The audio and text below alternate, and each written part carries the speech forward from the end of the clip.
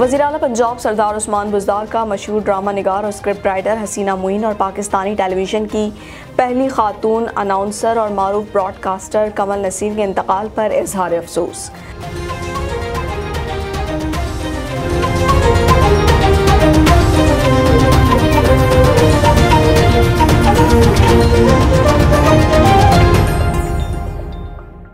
पंजाब सरदार उस्मान बुज़दार का मशहूर ड्रामा निगार और स्क्रिप्ट राइटर हसीना मोइन और पाकिस्तानी टेलीविज़न की पहली खातून अनाउंसर और मारूफ ब्रॉडकास्टर कमल नसीर के इंतकाल पर इज़हार अफसोस।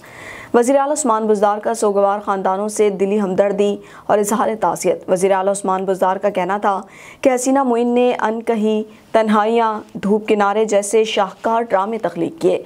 हसीना मोइन के सुपरहिट ड्रामे आज भी लोगों के दिलों पर नक्श हैं। मरहुमा ने टीवी ड्रामों को एक नई जहत दी। टीवी ड्रामों के हवाले से मरहुमा की खिदमात को हमेशा याद रखा जाएगा।